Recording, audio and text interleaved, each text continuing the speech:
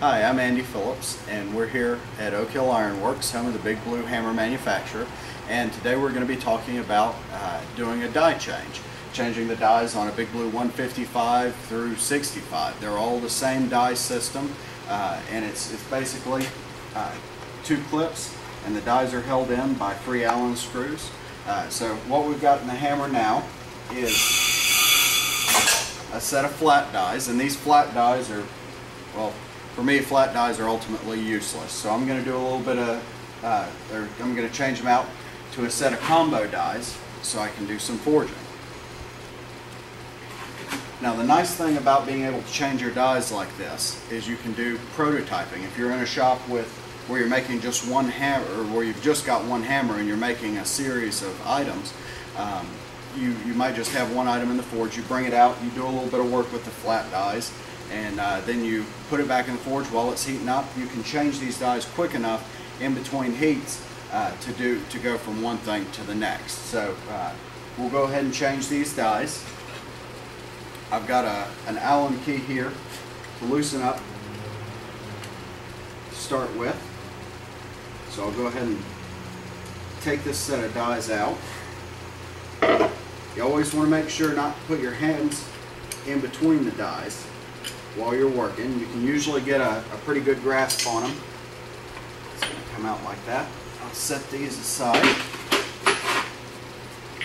Put my combos in.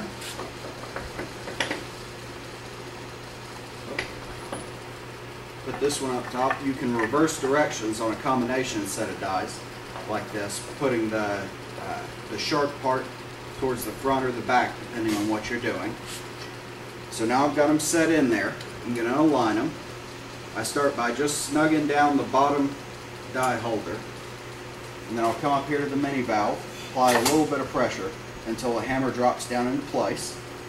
Now I've got a square to help me line up the dies. I'm going to put it along the edge.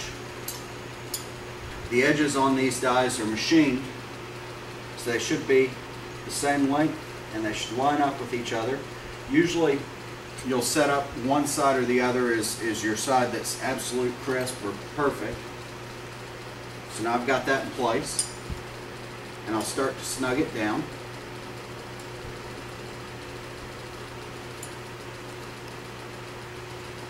And get them all snug.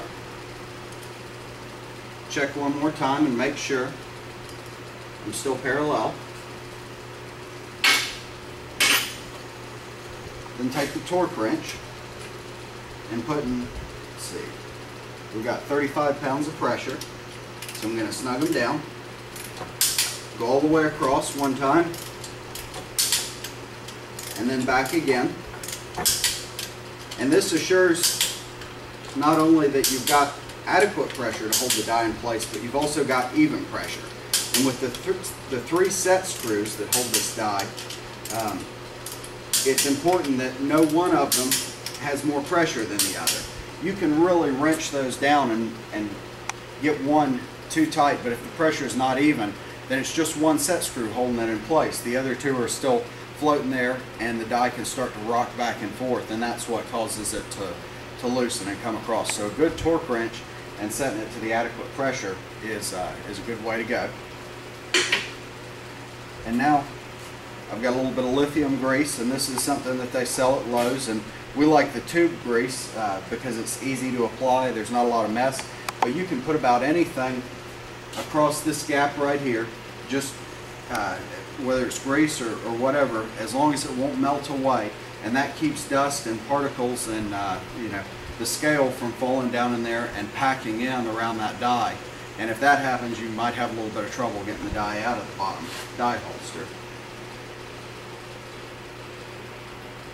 So there we go, across the top, a little bit down on the end. I've got a test piece of metal.